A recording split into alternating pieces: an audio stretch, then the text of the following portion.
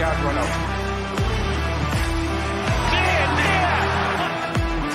Good ball for Roberto Carlos. Popped into the penalty area towards Zidane. Nani. Rooney! Oh, wonderful! Manchester City are still alive here. Balotelli, Aguero!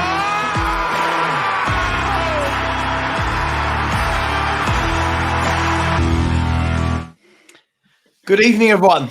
Notice how I did not put a single Arsenal goal into that montage there. That was never, ever going to happen. Or a Tottenham one, to be fair to me, or a Tottenham one. Big up to everyone. Welcome to episode 2 of the Football Throwdown. Don't really know what that means, but it just sounded cool. I liked it. Tonight, we have got Dave, Nottingham Forest Dave. He is back. Turned down Kevin Campbell to come on. Good to see you, Summer. Good to see you too, mate. Good to see you too. And we've also got Albert. Albert JTV is back in all his glory. There he is. How are you, mate? Not bad, mate. Good to be back, man. Good to see you, Dave, as well, mate. Legend. Good to see you, Albert. Good to see you, boys. Good to see everybody tuning in as well. Yeah. The numbers will get up there. We'll get up there. And it's good to see Devo drop out just as the video ends and says, "I'll be back in 1 second." Super. Guys, look, this week we're gonna have a few discussions, which is nice. We're gonna talk about, not because I'm Spurs, but I feel like the biggest story of the week is Mr. Antonio Conte. Mr. Antonio Conte leaving. Welcome back to Devo. How are you, mate? You all right? Oh, hey, yeah. Thank you very much, Sava. I'm good. I'm all good. Good. So I was just saying, we're gonna start by talking about Antonio Conte. It would be rude not to. Biggest story of the week. I also want to talk about. We're going to move on to Gareth Southgate bizarrely claiming that he has no squad depth, and we'll get into that. I won't give away. Albert. Look, Albert. Yeah. We'll dig deep into that. I want to talk about, can those horrible humans below me, can them fans there, win the league? Are they going to be unbearable if they do win the league? We know the answer. And the relegation battle. I want to talk about the relegation battle. It's fast approaching. There's a lot going on, and your team, Dave, is firmly in it. Big up to everyone in the chat. Hope you are well. Smash the like button. Put your questions in. If you've got any questions, put a Q in front of it so I know it's a question rather than a statement. Like, don't just say Sava's handsome. Just say, question, is Sava handsome? It's so much easier for me to know. Let me start. I'll start with you, Dave, before we get to the Arsenal boys. Conte going. It didn't shock any Spurs fans, I don't think. He had a complete toys out of the pram moment at the players, at the board, the fans. We were dug out as well, apparently, for having too higher expectations.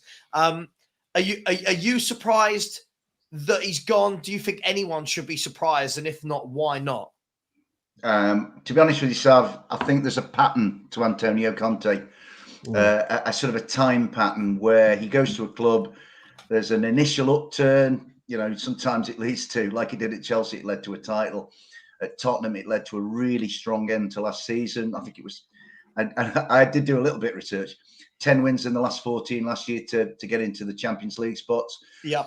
But then inevitably, it seems, using the precision tool of hindsight, there's a drop off and there's a development into what I call, and my phrase to describe what's been going on at Tottenham these past few weeks is a marriage of inconvenience, Sava, where they don't seem to want him, he doesn't seem to want them.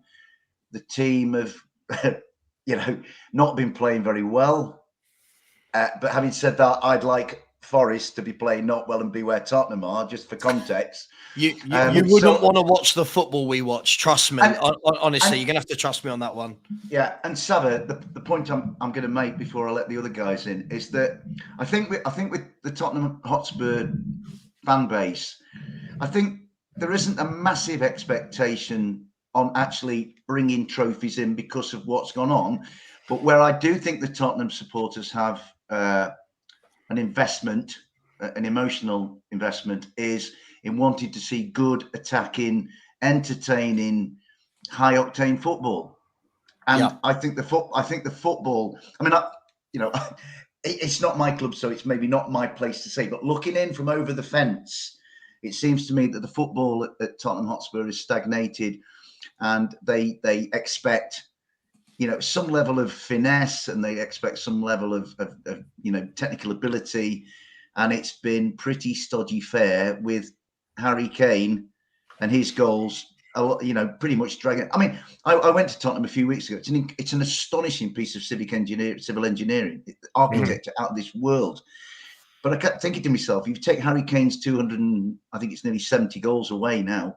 Yeah. Would they have built that stadium? So all I can think of, Dave, is fantastic civil engineering. You'll never sing that. Do you know what I mean? It's like literally that is what it is. That is. Sava, the Forest fans got into the away end that day, and we were all looking at each other. There was a huge thing on the wall saying "Welcome to Nottingham Forest," which was like, wow, we've never had that before.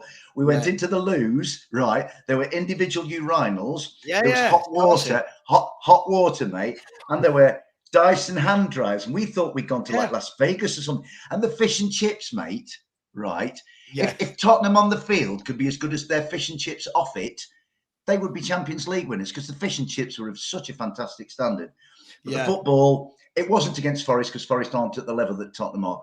But where Tottenham, that little league at the top that they're in, Tottenham's football is pretty stodgy fare, I think, at the moment. So, and I think his departure, certainly once he'd said what he said at Southampton, was inevitable, mate, to be honest. Yeah, I mean, listen, Alex, welcome to you. I'll come to you after I've gone over to Albert. Good to have a Spurs fan in here, Alex, give your point of view. We've started with Conte, Alex, but we will move on to other things. Yes, the stadium is absolutely lovely. It is, absolutely. I mean, I think all Spurs fans would agree on that. And maybe, just maybe, if we hadn't spent all that money on thousands of Dyson hand dryers, we might have been able to buy that centre-back that we so desperately needed.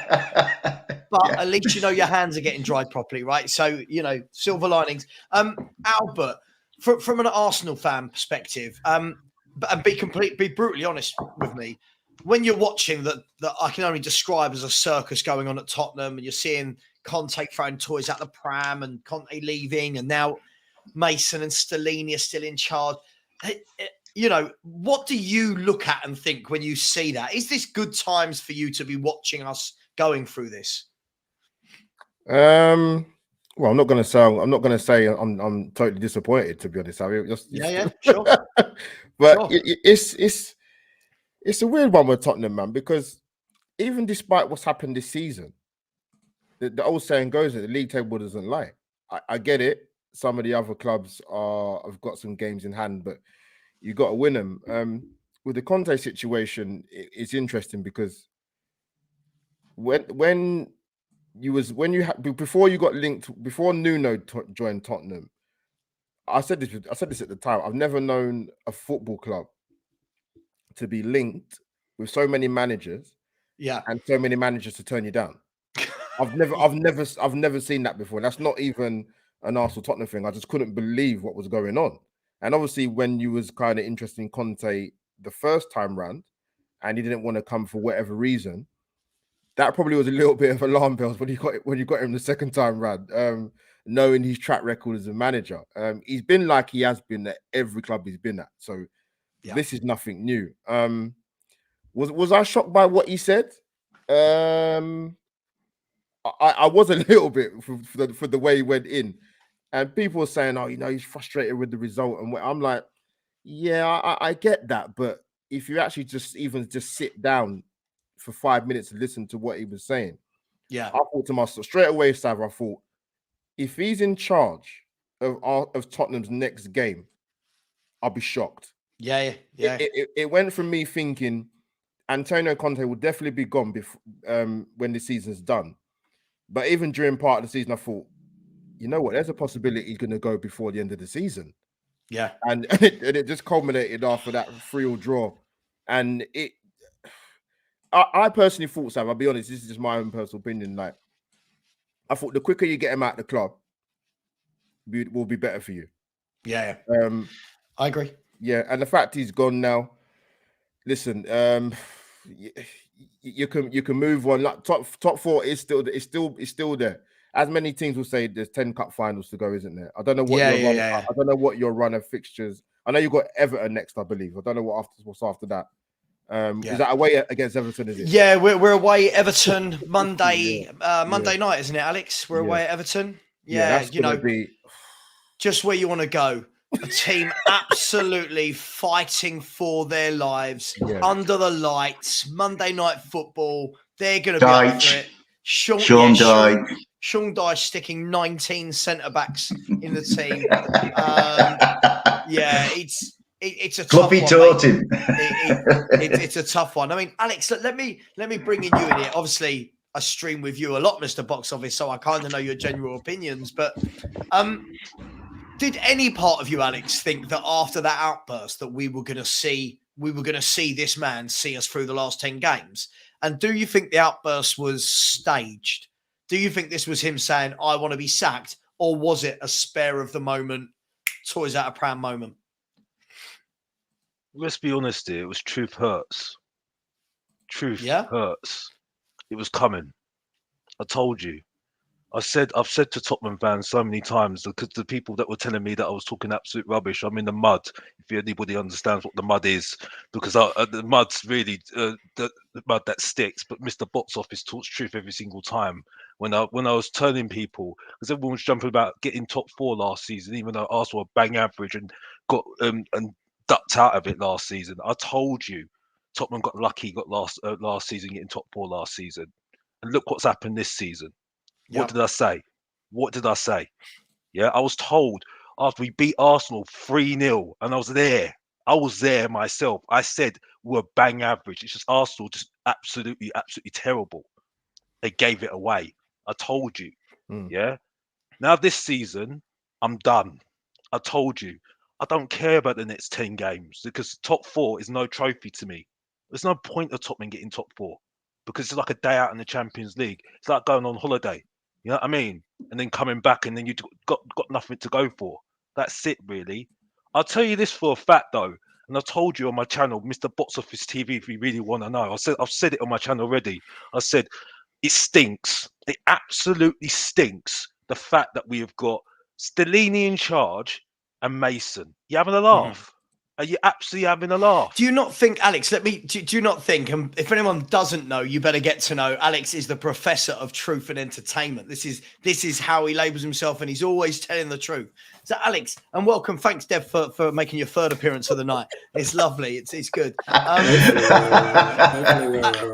Alex, do you before I come to Dev, Alex, don't you think that the whole Stellini Mason coming in is purely because they are trying to find another manager? Like, I know in an ideal world, you're not going to have Stellini and Mason managing you for a whole season. But do you think it is purely while they're looking for another manager? And like we said the other day, do you think it could be that we're closer to getting a new manager than we think and then might not actually take the last 10 games of the season? I think they were nowhere near it. Absolutely nowhere near it. Because if they had any inkling of getting somebody in, they would have looked at it and got it done straight away quickly. Tottenham got no idea what they want to do. They've got absolutely no idea. I'm sorry, I don't trust them at all. And the thing is, I need to ask a question to Tottenham fans in the chat and everybody else. What the hell is Prodigy still doing at our club, by the way? What's going on there? He's cooking, I was told. Cooking what? Cooking what? That YouTube thing that I was watching just today. Really telling me? You having a laugh? I want him out my club. I'm done with him. I want him out my club because he ain't cooking nothing, bruv. He ain't cooking anything, bruv. I want him out. Yeah? The fact that we've got people have a go at Steve Hitchin. I'd rather have Steve Hitchin in my club, bruv. You know what I mean? I'm sorry. I'm done with him. I'm literally done with him. I'm sorry. And that's it. That's the problem with our club, man. The fact that we had Tuchel linked with our club and nearly coming to our club, that's a sham. An absolute sham. And I'm sorry. I'm not having it.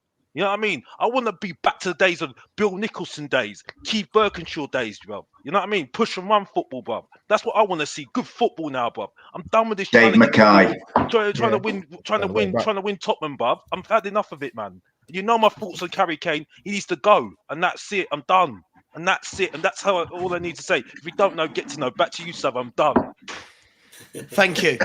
I like how when Alex has a rant, he's always polite enough to say back to you, Sava. So I like that. Brilliant, Alex.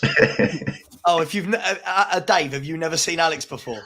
I have just got myself into the centre of the eye of Alex's storm, and it was a real experience. Thank you for that, Alex. It's good fun. In a minute, I'll tell you the story about how Alex once said that Erling Haaland was like an above-average John Carew. But we won't go into that just yet, will we, Alex? We won't go into that yet. Devo, before we move on from Conte, look, you Arsenal fans seem sitting there nice and quietly watching us Spurs fans in pain. Did you ever? I'll change the question up for you, Devo. Did you think that when Spurs signed Conte that was a good signing for our club? Not that whether he's a good manager or not, but was he a good manager for us at the time? No. I was a bit unsure, really. And I remember I did a vote with Gav, good friend Gav, co-host Mad Sports Network, and he spoke about it. I think just a couple of days after he was announced. And mate, your sound is awful, by the way. You know what? I don't know what's happening with my That's better. Today. It's better. Yeah, hold on. Let's get that a bit closer. We both said we weren't too sure of Conte. Great manager, but the problem that Spurs have had, Mourinho said it, Pochettino said it, was Levy not being backed. It's every time you say a word, it comes out 3 times. What mic are you using, Devo? What are you using? I've used my audio set up about 3 times. But this is what I had to use my phone yesterday when we were on the show. So I might have to leave if you don't get one set up and come back. Yeah, so every time you come back. Yeah, come back when you've sorted it out. Yeah, let come back. This will be his 4th entrance back into the show. It would be amazing. Guys, I want to move on. I want to talk about England for a minute. And by the way, anybody who has asked a question, I'm not ignoring them. I just can't stop and ask them as they come in. I've got to save them and come back to them at the end. Let me start with you, Albert, on this. Gareth Southgate at the weekend had the cheek, in my eyes, I think I know your opinion from your laughing earlier, to say that he doesn't have the squad depth to compete with the bigger nations. Is this true, Albert? Because I'm looking at a manager that has decisions to make, like, do you play Walker, James, or Alexander right back? Do you play Shaw or Chilwell? You've got Stones, Tomori, Guehi, Maguire. You look in the midfield, you've got Henderson, Gallagher, Rice, Bellingham, Phillips, Maddison, Phillips, Grealish, Foden, Saka, Sancho, Kane, Tony, Wilson. I mean, is this guy for real, Albert? When he said it, I was checking the calendars to see if it was April 1st. Yeah, man. And it's actually coming up soon. It's actually coming up soon, funny enough, as well. Saturday. Yeah. He got the wrong Saturday. Yeah. He was 1 week early. It's a weird one with Southgate because you guys will see it on certain media outlets. He's the FA love him. That's the first thing. I don't think he could do any wrong in the FA, but certain players and people in the media that you can't say a bad word about him. You can critique him, you can say that in terms of the argument about when England come up against the better sides, they still found wanting. But in terms of the comment he made, I couldn't believe what I was hearing. Mm-hmm. That's the first immediate thought I heard. I thought, well, there's certain players that don't make your squads. That's the first argument. Mm-hmm. You do have disposable talent in quite a few different areas. If you're going to leave out some of the players that you would say are tried and tested, and you've seen enough of them at international level, okay, that may be an argument. You need to see Trent play more at right back for England or wing back. Probably not, because you know what he's going to do. I don't think Southgate really trusts him anyway, to be honest with you. But I don't understand what he's talking about. I mean, Albert, are we seeing, and I'm going to ask you boys this as well, are we seeing a manager here that let's be fair. For the last, I think he's been England manager for like 6 years now, 7 years, whatever it is. He's got a very good squad. And are we seeing a manager that should have got over the line covering his own backside now as to why he didn't? Because years gone by, you look at England squads and go, yeah, I don't fancy us against Portugal. I don't fancy us against France and Argentina and that. Now I'm looking at it going, if he picks the right 11 here and plays some football, we could be brilliant. Is he covering his own backside with this? No, you raise a good point, because as long as I've been following England, for example, it's been a long time. It's been a lot of pain, man, to be honest with you.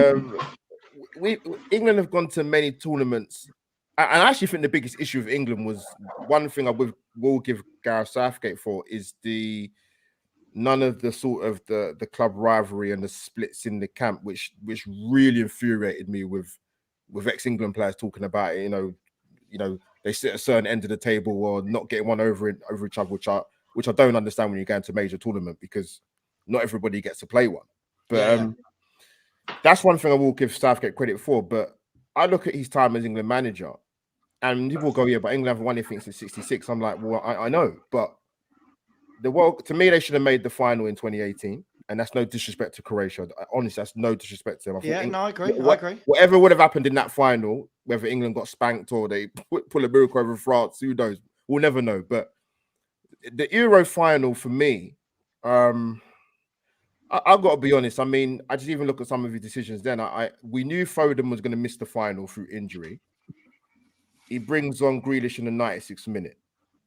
He should have started Saka in that. He should have started Saka in that final for me. And if he does, if he has a stinker, you know, fair enough, you take him off. But you played him in the semi-final, and then you didn't play him in the final. And to me, that was just a overly cautious thinking.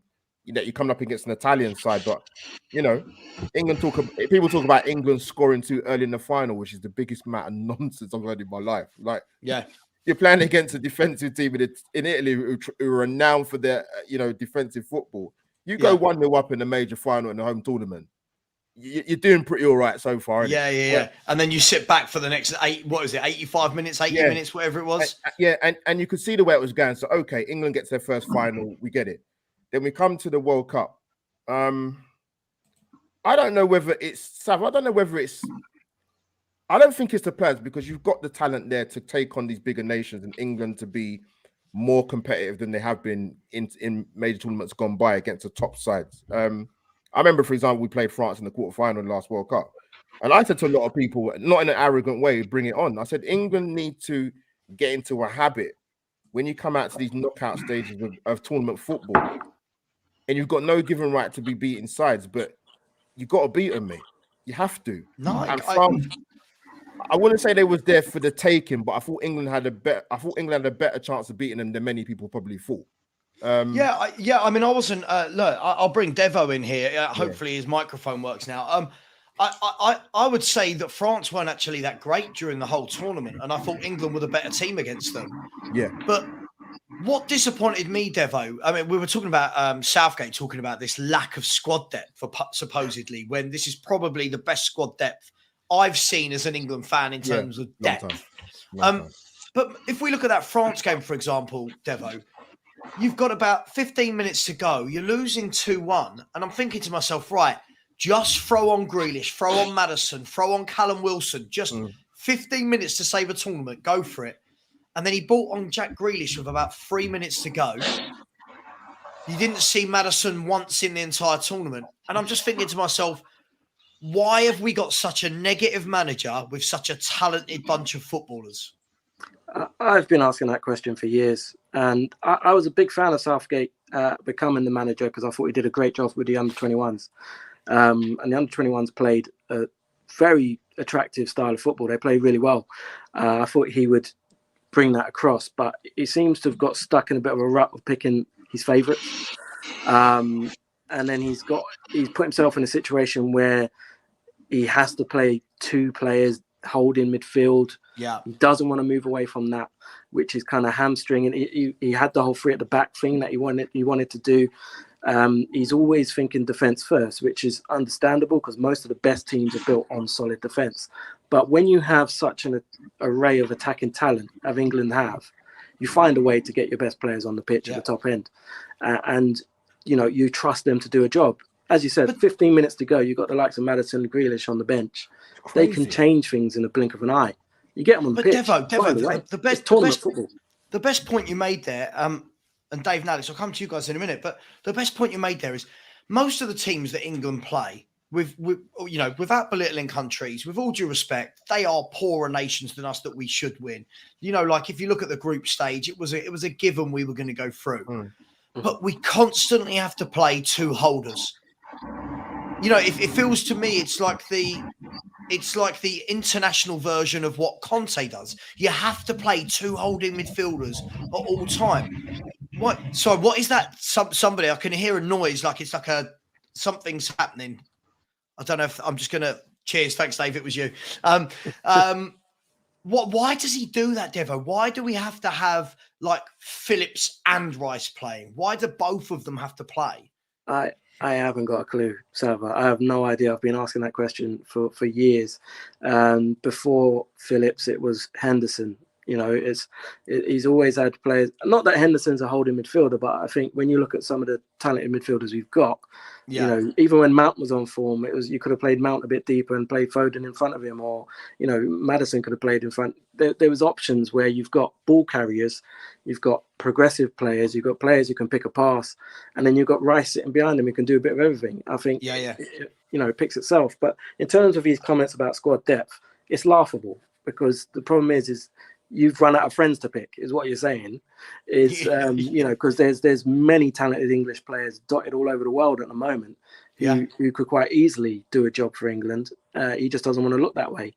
There's even players in the Premier League who are playing out of their skin week in, week out and don't get a look in. I think it makes you laugh. It makes you laugh, Devo, that like even the other night, why is Jordan Henderson playing in this England setup now? Like, he's done really well. Jordan Henderson, for me, is the ultimate professional. He's had a great career.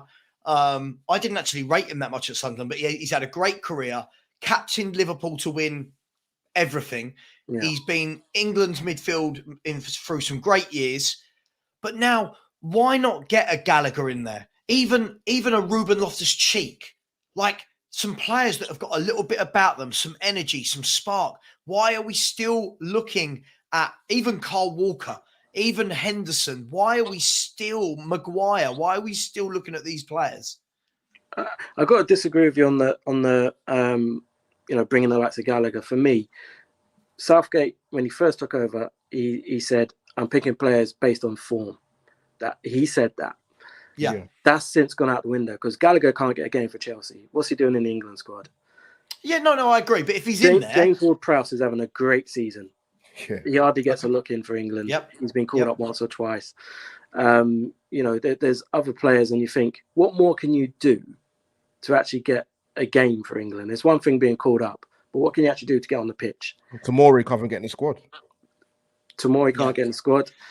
He doesn't like players playing abroad too much, does he? It's like he can't be asked to pay the airfare to go and watch him. Yeah. So no, it goes, lads. It goes back years. Yeah. I mean, I'm 59, right? And I was lucky enough to be alive when England did win the World Cup, so it's not been all pain for me. Even though I was only 2 at the time, England won the World Cup while I was alive, right? But what I've noticed down the years of following England is there is a distrust of the unorthodox. So Alf went with a very orthodox team. Don Revie went with a very orthodox team. Ron Greenwood did. Bobby Robson did. I mean, if you go back to Gascoigne, Bobby Robson and ahhed about Gascoigne for ages. I don't really trust this guy. And what I feel, if I go back to the 70s, in the 70s, there were a bunch of lads called the Mavericks. There was Frank Worthington, Stan Bowles, Tony Curry, Alan Hudson, Duncan McKenzie, fantastic players who were regarded as laddos, so they didn't get picked. And I think the English, the FA, is a bit of an overbearing presence that wants this conformity. and I hate it. Well said. You know, I want my England team to be a punk band. I don't want them to be Harry Styles. I don't want them to be Coldplay. I want them to be Slipknot, Metallica, Slayer. You know, I want them to be a thrash metal band. Harry Styles. Honestly, yeah. So Ed Sheeran, nicey pop music. No, I want punk, metal, and grime in an England team, right? And it really drives me bonkers. What I would say about Southgate, and I'm going to play devil's advocate, and I'll probably get a lot of pelters in the comments. No, go for it. Go for it. The only manager with a better record for England is Sir Alf Ramsey. Yeah, also. Right, I'm going to say sure. that is a fact. Sure. That's a fact. So I'm going to put there. The only thing, with Gareth, right, I think a lot of the England fans don't like the suit. They don't like the waistcoat. They see a middle-class yes man. I think it comes down to these kind of social perceptions of Gareth Southgate, right? And I think if you look at the 3 tournaments, I mean, this, whatever happens, lads, Euro 2024, that's it. Gareth either gets knocked out in the quarterfinal or he wins it and he's gone, right? It's the final cycle of Gareth Southgate, right? And then it'll probably be Eddie Howe or somebody like, or maybe Graham Potter. I don't know. That's down the line. But I just think if you take the 3 tournaments, I think the 2018 squad massively overachieved and were helped by an easy run to the semi, right? And actually Croatia got on top of them and deserved to win. Against France, if a certain person puts a penalty away, we might be having a massively different conversation. I think the one where he burnt a lot of bridges, gentlemen, is the Euro final at Wembley. Yeah. From a 1-0 lead after 3 minutes, a beautiful goal. England scored a beautiful goal and then went, oh, we'll sit and look after it, right? Where I agree with all of the lads, Sava, is this business of 2 holders. 2 holders says, you know, don't come at us. Do you know what I mean? Don't come at us. Can anyone else hear that crackling in their microphone? I can. I can, yeah. Is that you, Devo? I'm not. Yeah, it's you.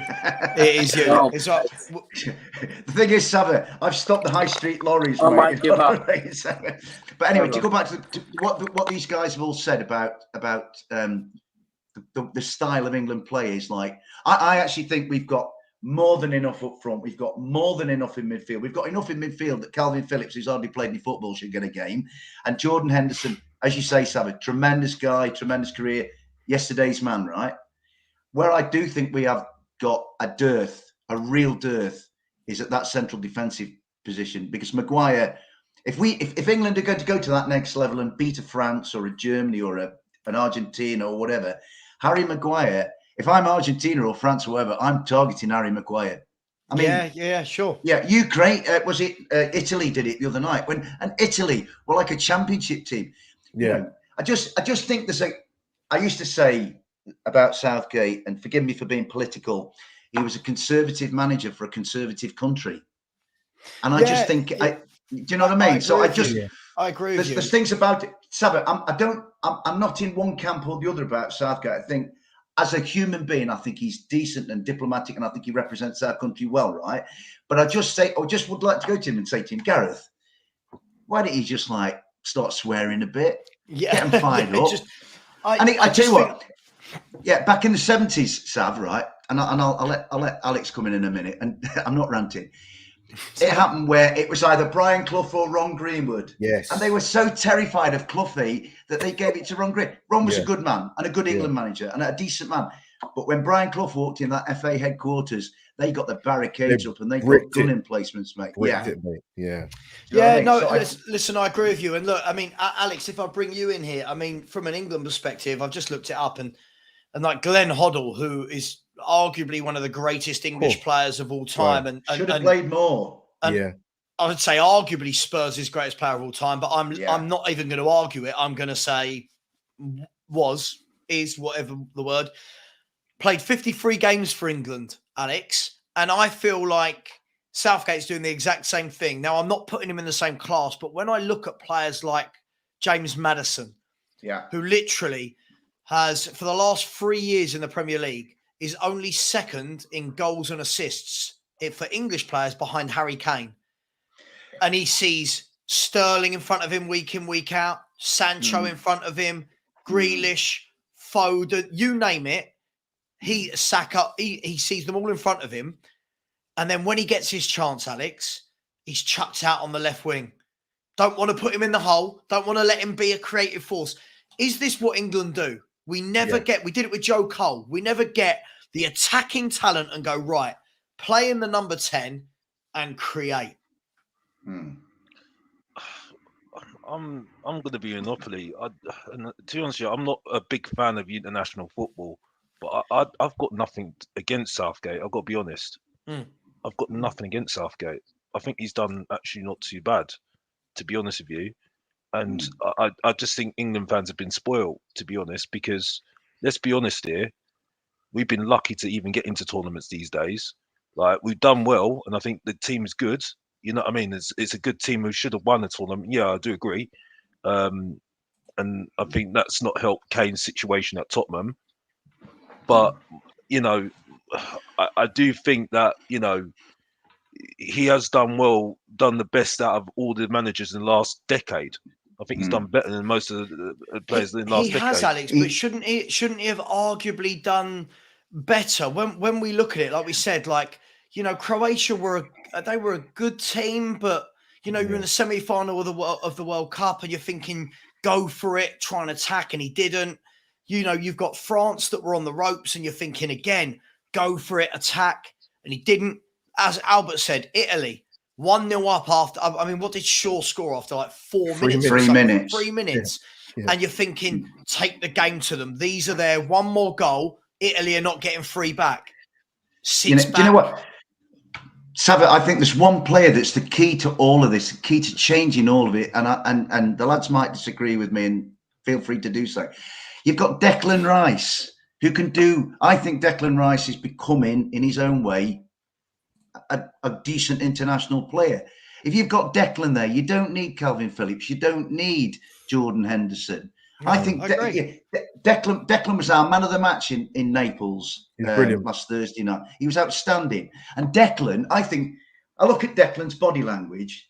He seems a really grand lad. He seems the sort of guy who brings the team together. He's got personality. If I was the England manager, said, Declan, do you fancy doing the work of 2 men? Declan would go, yeah, all right, Gaffer, let me have a crack. Yeah. He's that guy. I look at Declan and I think if I'm Declan Rice and I want to sit in front of the back four or whatever, I don't get out of the way, Calvin Phillips. Let me play. Henderson, go away. Maddo, you go out. You know.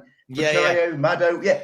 Well, Dave, can I tell you my ideal England team? Right, this is my ideal 11, and there's only one position on the pitch where I think I'm not sure. Right. I think in goal, I would, at the moment, I'll be honest, I'd go with Ramsdale. I'll be honest. I think Jordan Pickford for me is, he's never let England down, but I don't know. There's something about him I don't rate. I'd go with Ramsdale. I would go with a flat back four of Reece James. I love Walker, by the way. I think Walker's been a world-class right back, but I now think Reece James is the complete package. I'll go Reece James, John Stones, Tomori, Ben Chilwell. For me, that picks itself. And then I want one. I want one in front of them, and that is Declan Rice. Then I want 2 in front of Declan Rice, which is Bellingham and Maddison. I want Saka to the right. I want, and this is the only query for me, is Grealish or Foden. Either one I'm really happy with. They're both quality players. And Harry Kane. I think if you've got that 11 with a manager that actually with a Klopp, with a Pep, even with the way Arteta's team plays football, I think you've then got yourself a team that other nations go, shit, I'm worried about playing them. But we don't. We go 4-2 holders. And then, you know, James Maddison chucked out on the left wing. You know, Saka's left out there and not able to interchange with anyone. I should be England manager is the point to all of that, I feel. Go on, Dave. He's going to come in. The thing that your point, Sava, about Maddison is absolutely bang on. And yet, you know, there was I'm sure I read a stat where James created 5 opportunities, and he's the first player for England to create that many opportunities in a game for a long, long time. So it was, just imagine if you did put him in the centre. I mean, the team that you pick, I think is outstanding, right? It's actually the team I would pick. But what that England team needs, it needs a gang leader rather than a school teacher managing it. Do you know? No, it needs a Harry Redknapp. It needs needs a a Brian man Clough. manager who, Yeah. the man manager that will give you a pat on the backside and go out there and play. Yeah. Not too much, none of that. Oh, here's the board and this is you and this is where you need to go out there and play. Get out there. Sav, sorry, you make a good point, and Dave's touched on it earlier in terms of it's been systemic with England, to be honest with you, because one player that comes into my mind, I know Dave will agree with this, man. John Barnes, man, was one of the best wingers I've seen. Quality. Yeah. Probably for some reason in an England shirt. I don't know what it was.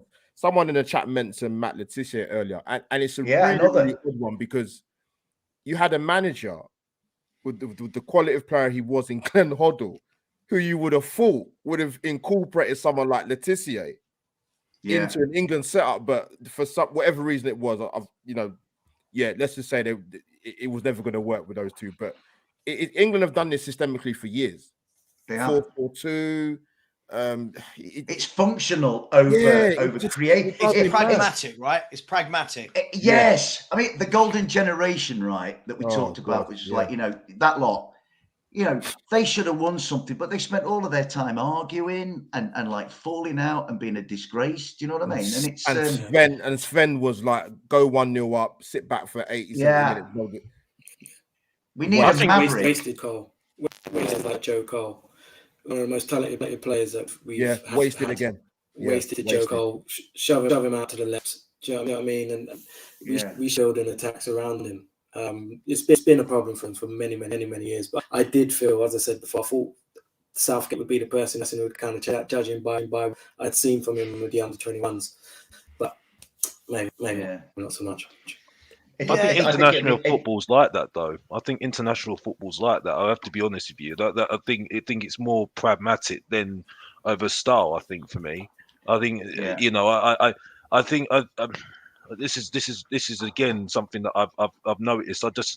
I don't think international football is as good as it was in the past. No, I don't think it is as good as in the past. I thought the World Cup was more entertaining than actually technically good.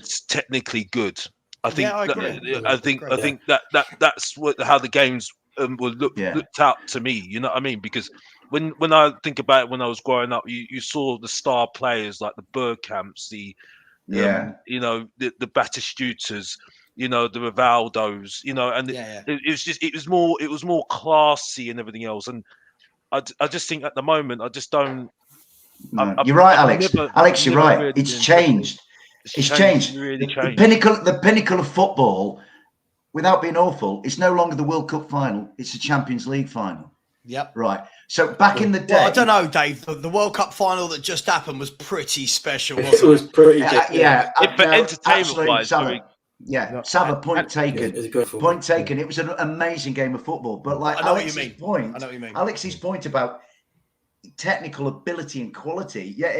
I often think two average teams knock together a great match occasionally, and that's what happened. But I just feel, I tell you what, you were talking about Harry Redknapp, and Alex's point again is a good one. Harry Redknapp was on, I'm sure he was interviewed somewhere, and they asked him about the international break, and he says, I'm not bothered about it. Do you know what I mean? Harry Redknapp says, I can't wait for the Premier League to come back. I think most fans are feeling like that now as well, aren't they, guys? Like, they are. I mean, whenever I always feel like I never know when it's coming up, and then I suddenly go, "Who has Spurs got this?" Oh, what? Oh, what? And I go, right, Saturday at 5:00. What's the game on? It's like Kazakhstan versus Finland, and you go, "Oh, what?" Like, come Forest on, Green, Sheffield Wednesday. Sorry, mate. So one more point. Sorry. Go on. Alex, you make a good point in the sense of in terms of national football sometimes being very pragmatic. I look at certain tournaments over the years. Like, don't get me wrong, they had some teams with some really good individual players, but you look at a Danish side winning Euros in '92, the Greek side winning Euro 2004. That was a very workman-like. Efficient side, man. Even the Portugal side that won Euro 2016. Yes, they had some individual fantastic players, but they didn't win I don't think they won a game in their group, and they still got through to the final and won it. Didn't they play 7 games, Albert, and only win? Was it 2 of them outright? I think they won. Yeah, and the football wasn't great. So Alex makes a good point. It is quite relevant, actually. No, I agree. I remember. I don't knock it, Alex. I agree with you. No. You see, lads, again, this with me being about 700 years old, right? My first international football experience was probably the greatest team that's ever played the game, and that was Brazil, 1970. Jairzinho, Gerson, Tostão, Pele, was that Garrincha and those guys? No, Garrincha was earlier, but it was those. See, I might be older than you then. Lads, go and check it. They played 6 matches and scored 19 goals. And the ones they missed were as good as the ones they scored. And since then, there's been very few. I don't think there is a great international team at the moment. I really don't. Yeah. No. Guys, I want to move it away from international football. We'll just quickly go through a few questions. Please, people, keep smashing the likes. I shouldn't have to keep asking. 170 of you in here, only 57 likes. That is very, very tight. Let's not all act like Daniel Levy and smash that like button. And Ben, who is the best moderator in the world, king of the mods, is putting everybody's channel in the chat. So please smash subscribe on those channels. And we're 150 away from 4,000. So help me get to that number. Just a quick round robin on this one. Won't go too deep into this. Question from Tequila. 316 has said, what is the panel's second team and why is it Spurs for Devo? We'll go to Devo last. Albert, who's your second team? Just quickly. Oh, God. If you had to pick one. What, currently? Yeah. Who's your second team? Oh, God. Spurs? You know what? No, you know what? I'll tell you what I do like. I think Brighton are fantastic. Yep. Absolutely. Brighton are a good team. Football side, yeah. Good manager as well. All right. Well, we know Dave's is Derby. Is it Derby County for you, Dave?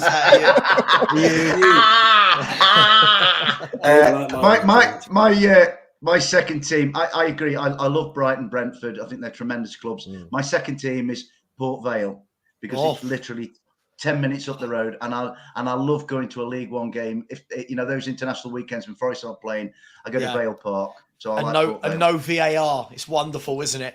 Alex. Beautiful. If you had to pick a second team, who are you going for if Tottenham went into administration? Not that we would with our stringent owners, but who are you picking?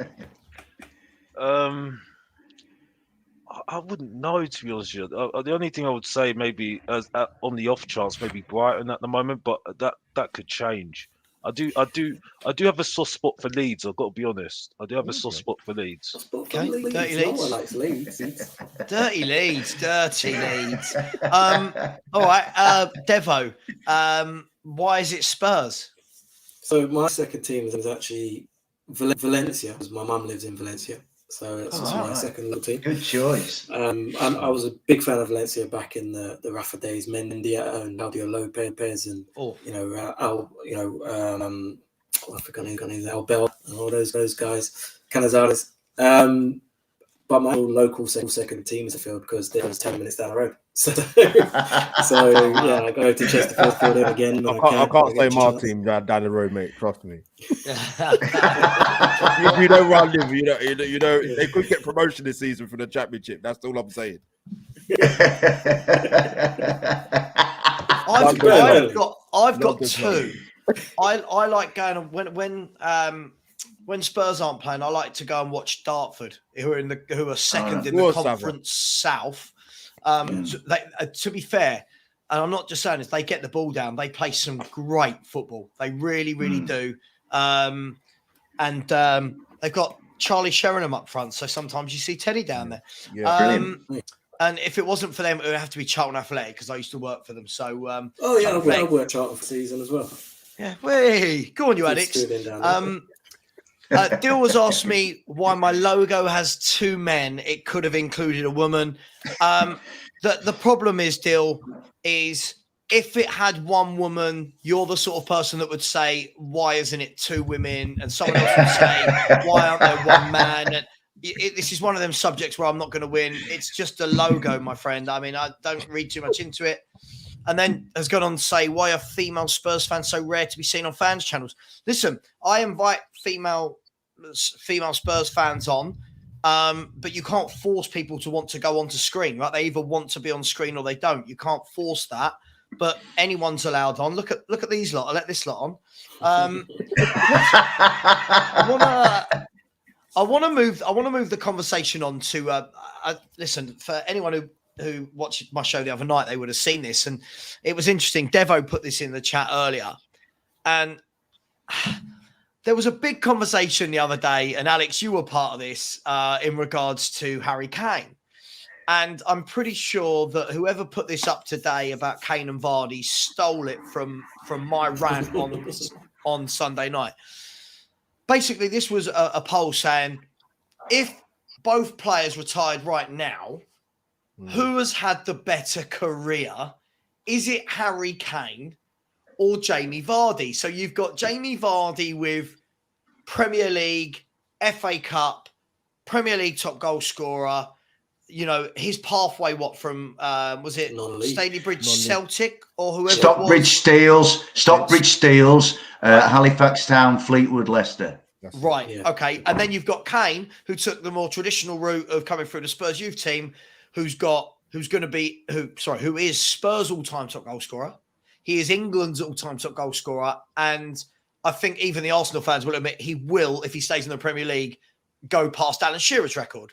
So how are we weighing this up, guys? I won't go around the circle. Let's have a free-for-all. Who's had the better career? Because for me, I'll let you know where I stand and then I'll jump out. For me, I would say Kane is the much better footballer and Vardy has had the better career. That is where I will stand with this. Where are you guys and why? I agree with that 100%. I think Vardy, because of his story and how late he got Premier League and how late he got to the spotlight, what he's achieved in the space of time. You think when he got to the Premier League, he was 28, 29, something like that. He was playing league football till he was about 24, 25. For him to then go on to be a Premier League winner, FA Cup winner, to get 100 Premier League goals, group winner, I think is a phenomenal story in itself. I mean, a movie about him. For me, rags to riches, Devo. Rags to riches, mate. Best career for me is Vardy. I think you can't go away from what Harry Kane's done, but at the end of your career, you're going to look at your mental piece and what's missing there. Vardy's not going to have that. Vardy can always say, "Hey, I'm a Premier champion." That's something that I feel. Yes, I understand, and I think people over the top saying Kane any trophies. He's not. He's achieved a lot more than what a lot of players will ever do in their career. Regardless of winning trophies, they won't have half of the accolades he will have. But football's trophies at the end of the day. You know, when you retire, you're going to want to look back at your winners' medals. Right. People are going to. So, can I ask you then, guys? Is it just? Does anyone feel differently? Does anyone think that Harry Kane so far has had the better career? Well, can I just jump in, Sava, and say, go for it. I'm gonna abstain, mate, because I look at Harry Kane. No human being has scored more goals for his country in this country than Harry Kane, right? Yep. Yeah. Harry Kane has gone past what I consider to be the greatest goal scorer this country's ever had. Jimmy Greaves, the greatest goal scorer, the greatest. Genius, right? Oh, Greaves was better than Kane. Oh, miles better. Jimmy Greaves is the greatest goal scorer this country's ever had, right? Yeah. So he's gone past that. I think Harry Kane has allowed a stadium to be built. But by the same token, and this is why I cannot split them, I have a massive admiration for Harry Kane. But as Devo quite rightly says, Jamie Vardy is a rags to riches story. I know Stockbridge. It's near where my brother lives. And it's in a little valley near Sheffield. And it's a sort of a backwater. And at Stockbridge Steels, he wanted to do everything. Can I carry the balls? Can I pump the balls up? He was like that kid who wanted to do everything. Of him to get from where he was to where he got to. And he played for England as well. I actually think I can't split them. I really cannot split either of them. But I think they're two fantastic footballers who I've really enjoyed watching. And that's my take on it. Yeah, I mean, Alex, we talked about this the other day. And Alex, you won't mind me saying this because you've said it yourself on your show loads of times and you're the professor of truth and entertainment, so it must be true. You've said openly that Kane is take this however you want, people, that Kane is a loser. like essentially because he's still playing at Spurs, hasn't done what Carrick did, what Bale did, what Modric did, what Sheringham did, what I mean, you just keep listing all the players. Sol Campbell. So yeah, we're not allowed to say his name though, Sol are we? Campbell. So, you know, I'm not ashamed to say the name. I'm not ashamed to say the name. I was keeping his name out of my filthy mouth, to be honest with you. I'm not ashamed. I mean, from your point of view, I think do you agree that Vardy's had the better career, but Kane's the better player? I think, is it that simple for you? Nothing's changed in my eyes because I'm shameless. As far as I'm concerned, it's quite clear what I'm going to say. Jamie Vardy's had the better career every single time. Simple as that. Don't need to say anymore. You know what I mean? There's nothing to say. And as I said before, Harry Kane scoring goals, yes, he has. But what has he done in the moments that matter? The moments that matter. We were talking about England. What did he do in the final? Nothing. What did he do in the semi-final? Nothing. What did he do for Tottenham in the semi-final? Where was he in the FA Cup, bruv? Where was he in the FA Cup? We should have won. We should have won. Because I was always told feel like you're judging me when you get like this. The best three strikers in the world. I was told. Oh, Harry Kane, Kulusevski, Son. Oh my gosh, you got montage, everything else flopped, absolutely flopped. Even Conference League, which we don't really need to go on again, don't we? Because we know the story, don't we? We don't want to do the story time, Mr. Box Office, don't we? Because the main event has already reminded you of that story, haven't we? You know what I mean? So as I said before, Jamie Vardy every single day, and that's it. Back to you, Sub. I'm done. Albert, if you were brilliant, Alex. Yeah, and Alex is a flip flop, by the way. So, and just to prove that I'm not bullying with that, someone called me a fabricator the other night, and sent me this picture, the great fabricator. I don't know what that was all about. Albert, if you were Harry Kane and Jamie Vardy, and they both came up to each other and said, look, mate, I'll swap my career for yours, you swap yours for mine. Yeah, sign on the dotted line. Who would jump quicker to sign that contract? Who would want the other one's accolades? Or do you think they're both happy with what they've done? I think the latter part of what he just said, but I think it comes down to me. It's context, isn't it? Of course it is, yeah. It is, but it's a. I understand why comparisons are made in football, because it gets people talking and often coming to blows.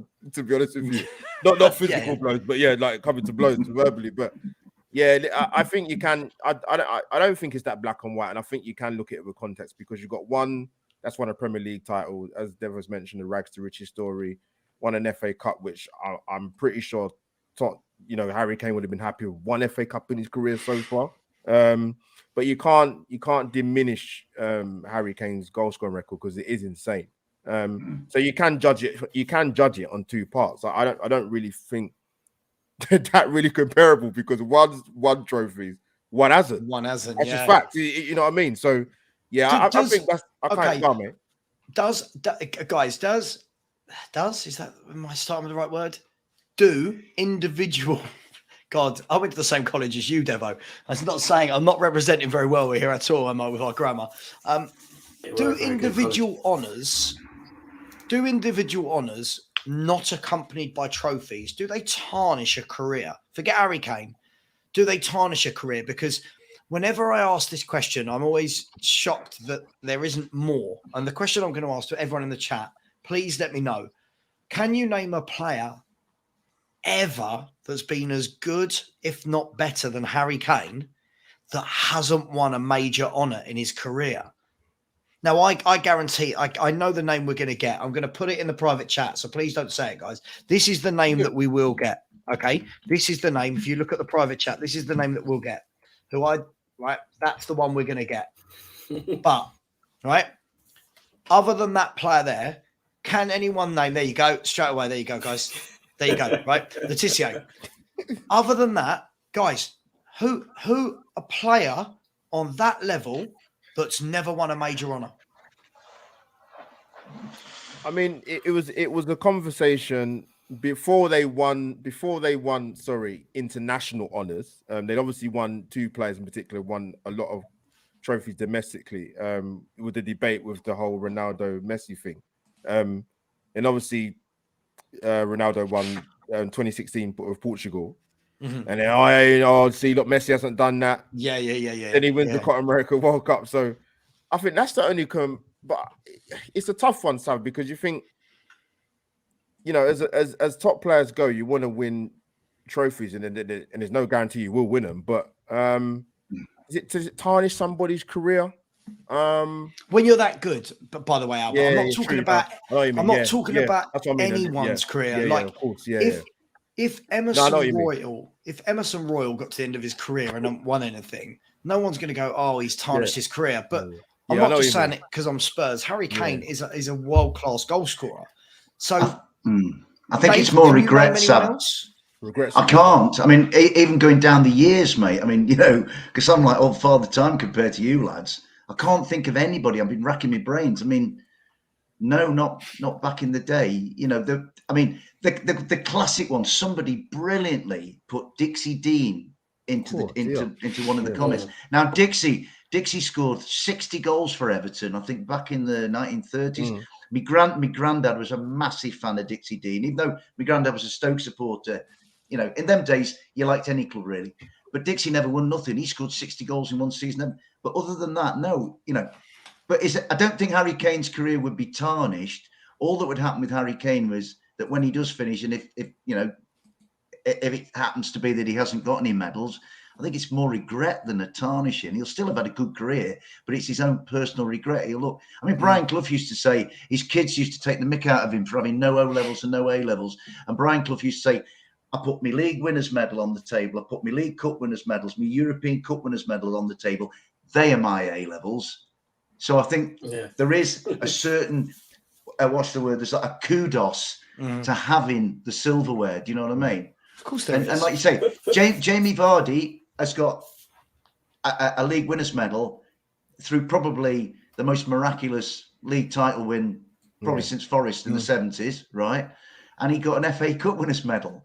You know what I mean? So but that's the thing. It wasn't as if the league win, Devo, the league win for Leicester obviously was a one-off in terms of them winning the league. I think other than that, I heard Simon Jordan today say that, was it 86% of the Premier League trophies since the Premier League's inception has been from Man City, Chelsea, and United. And then a small portion Arsenal, and then you've got one for Liverpool, one for Liverpool, one for Blackburn, one for Leicester.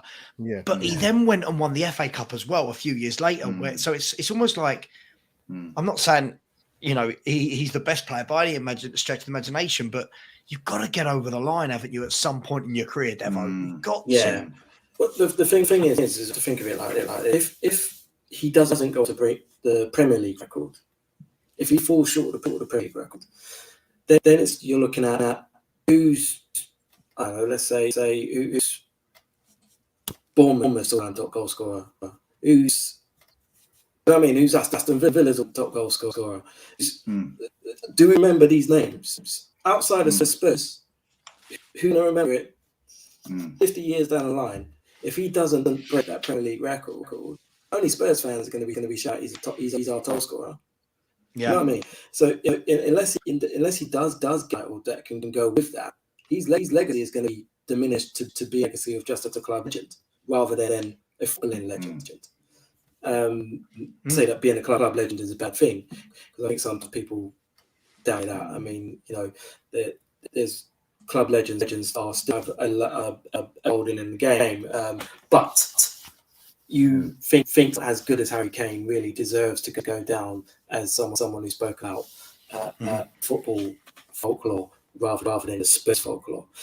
But I fear that he should have made that move a while ago. I think now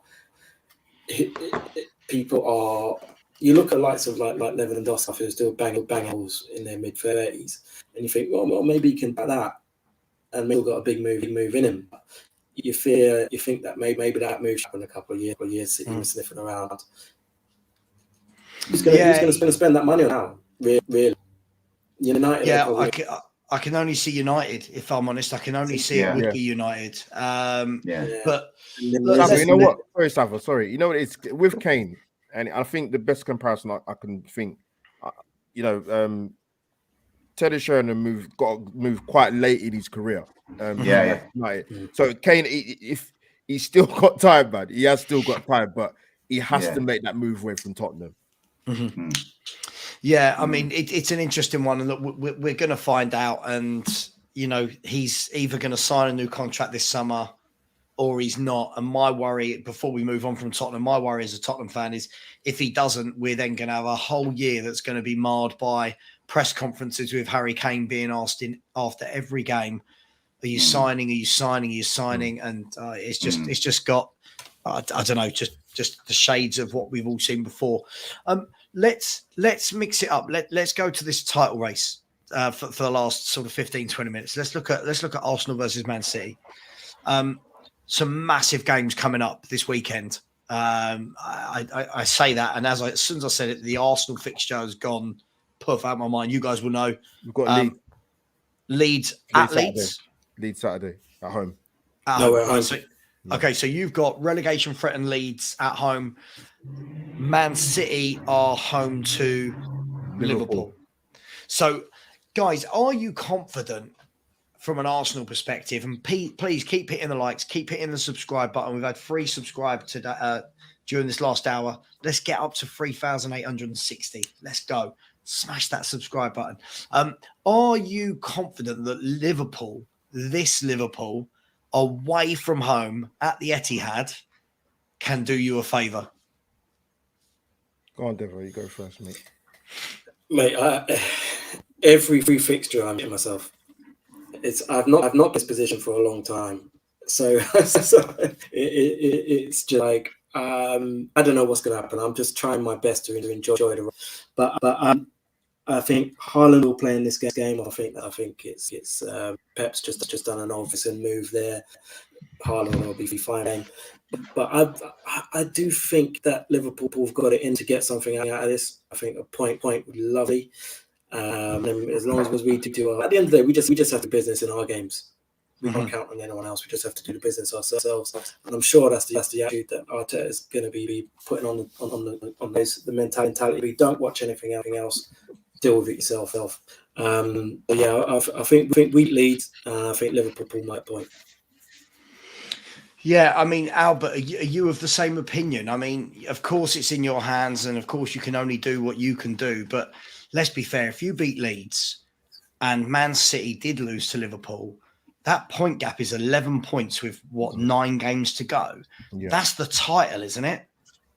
By all intents and purposes, that is the title. That's four wins that Man City would have to swing in the last 9-10 games of the season. That's the title, right? So can that happen? Well, yeah, it'd be 7 in a row in terms of our form. So we're doing pretty well. Listen, it'd give us a massive, a kind of, what's that saying? The one hand on the trophy, or it's in the distance. It's getting close. Yeah. But so with your initial question, with the Liverpool side I've seen this season, do I think they'll get a result at Man City? No. if that's the straight answer, because you just don't know what Liverpool side you're going to get. Yes, they might turn up because it's Man City, but from what I've seen this season, I wouldn't count on them. Well, not getting a victory, but it could happen. Listen, football works in mysterious ways, but as long as Arsenal, I think the key thing is, though, Sava, is their game is the midday game. We already had it this season when Man City played Newcastle at the Etihad. They won, put a bit of pressure on us.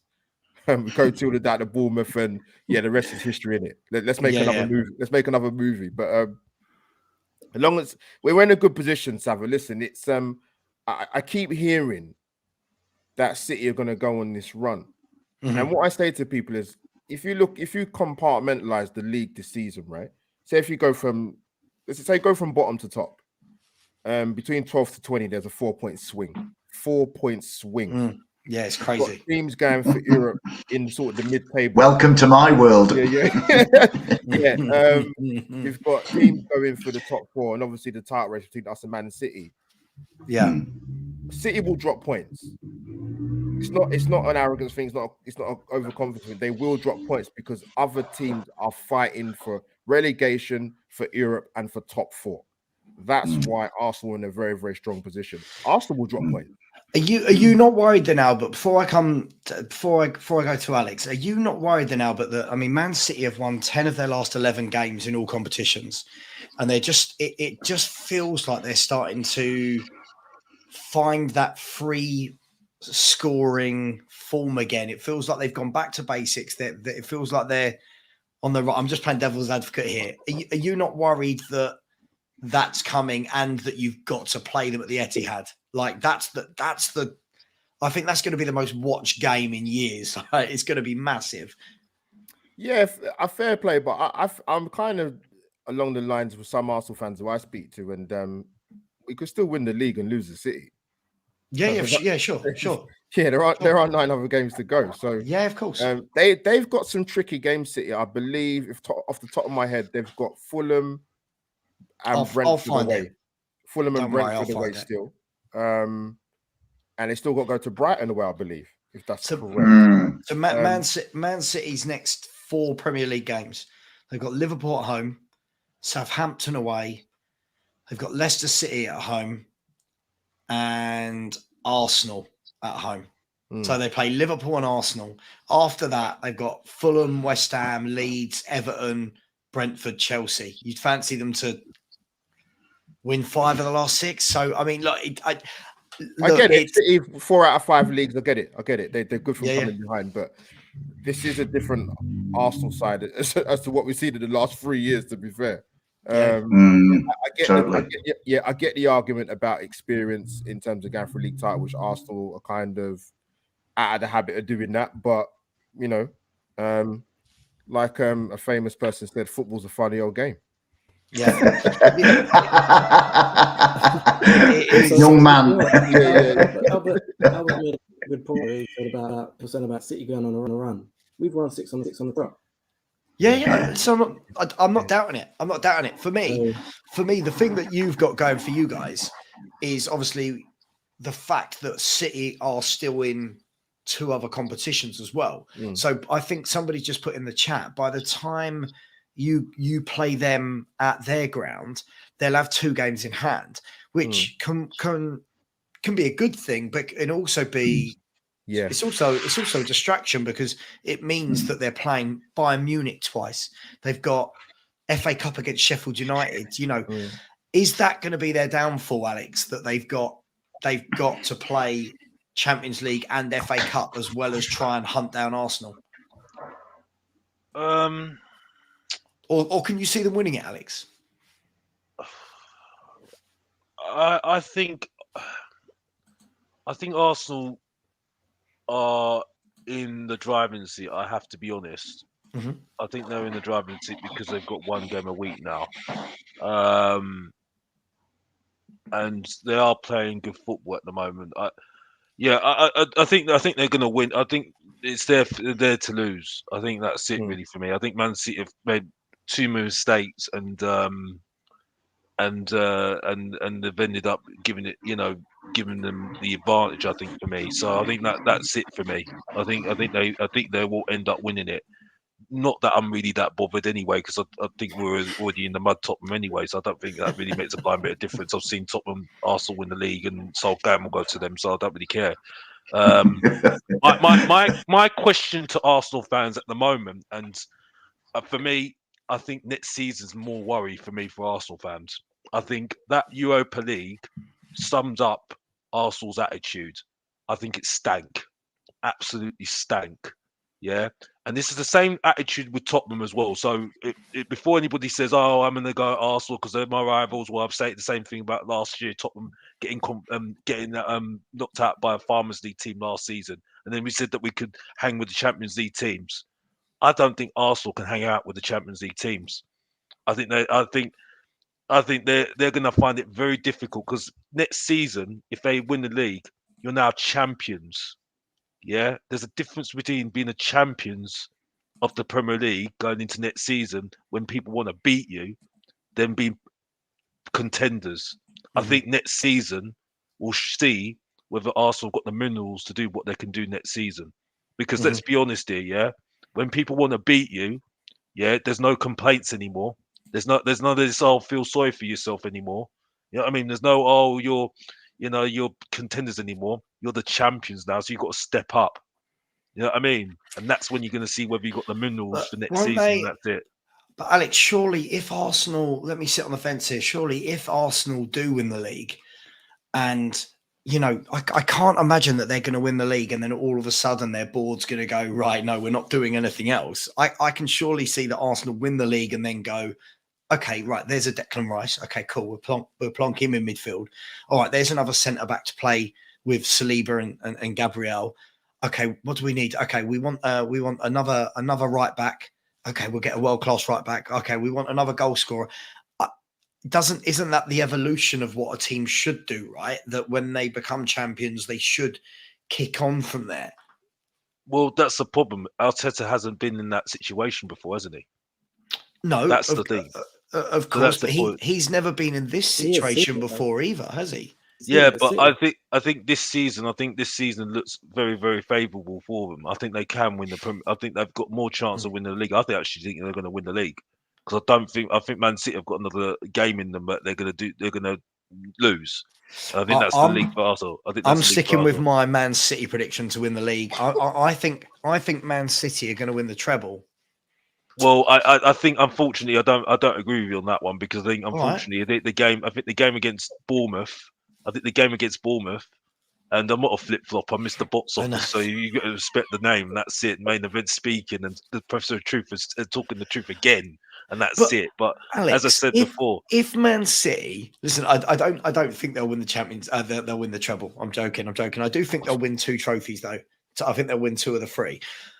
If Man City did win the treble though, guys, how stupid would a lot of football fans look? Because loads of people have written them off that. They're worse with Haaland, rather than what we, in terms of saying, well, they need time to get to know each other and it's transitional. We just go, oh, they're so much worse with Haaland. If they won the treble, would that be the best treble for the fact that they've not been great for a lot of the season? I think it has to be up there. I mean, with City, what I would say about City and Arsenal, the way I look at the two is, I'm not gonna put my head on the block and see which one of them's going to win it. There's still a lot of football to be played. Come on, we can't have that. No fence sitting. Come on, I'm going City. They're right, all going Arsenal. Okay, come on. City are proven in recent years to have done it. Arsenal have come from a pretty uninspiring few years to this. Wow, Arsenal are way ahead of the schedule, way ahead of the curve. Nobody. Even when you're watching the Amazon documentary at the start of the season, I never thought Arsenal would be this far clear. Arsenal have been a revelation. They've been fantastic. I saw them beat my lot 5-0, and we all came out and we were like, wow, we did well to keep you down to 5-0. How good are this lot? And they're likable. It's the first likable Arsenal team, me being a neutral, I've seen for a long time.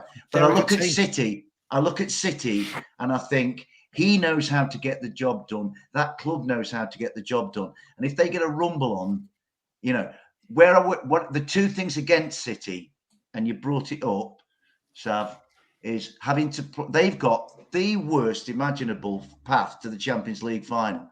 They have to beat Bayern Munich, and then they have to beat either Chelsea. Have you noticed all the Italian teams are in one half of the Champions League, right? If City had gone in with the Italian teams, City would probably stroll to the final, right? I think City win the FA Cup. I really do. Yeah, I do. Because Sheffield United, bless them, can't play McAtee or Doyle, they're 2 best players because they're on loan from City. So City win the FA Cup, right? And it won't be like when they knocked Spurs out. Yeah. and if I can just be a little bit parochial and bring my own team into it, I saw City about 6 or 7 weeks ago, and they should have annihilated us. But you know what Forest did? Forest stuck in the game, got stuck in their throat, and then what happened was the longer it went at like 1-0, City started to get a little bit irate. Why aren't we 2, 3, 4, 5, 6, 7-0 up against little Nottingham Forest, who we annihilated back in September? And then Pep gets a yellow card, and it just got a bit tetchy. So City, I don't think, and I don't think City are as bomb-proof this season as they've been the last two No, or they're- three. So They're not. I Dave. want Arsenal to win it because I think what Arteta has done to come from nowhere, to come from like 6th and 7th these last few years, Dave. Do you know what? If that sentiment had been for any other team other than Arsenal, I'd say, what a joy to watch. I really hope this team wins it. And I'm probably the most hated man in London now. any other season, I'm sitting going, yeah, it's really good someone's beating Man City. And this year, I'm like, I really hope Man City turn into those title wins. But look, somebody in the chat, I mean, this guy, I think he must be Arsenal. He hates City. You've got a few things wrong, my friend. Like when you said Man City are only good in cups, they've not been good in the league. If you look over the last 10 league games, they're top of the form table. So I don't really think that you can say they're only good in cups. That's a little bit silly for a team that have won 4 of the last 5 Premier League titles. I do like Saliba. I do think Saliba is very good. I thought Partey is very good. And I think Saka's actually doing well at the moment. But I wouldn't say he's world class. No. Who's that? That's come up with the debate. Yeah. Who's that? No. I wouldn't say he's world class. I wouldn't say Saka's world class. I wouldn't say Saka's world class. I think Saka's doing well, but I think you have to do a little bit more. And consistently. He's a boy still. In another year. I think he's how old is he? 21 or something 21, like that. 21. Yeah, way too young. Way too young. Here's a question. And I'll ask everyone in the chat for the last 10 minutes. I'll ask everyone in the chat. Who would you rather have? I love the who would you rathers because I hate them, but I love them. It's like my wife. Who would you? No, she can probably hear me. Saka, you know where I'm going with this, guys, or Kulusevski? Saka, because Kulusevski's a reject. Sorry, I'm done with that. I'm sorry. I've said. By the way, everyone, Alex calls Bentancur and Kulusevski rejects because they weren't wanted by Juve. It's brilliant.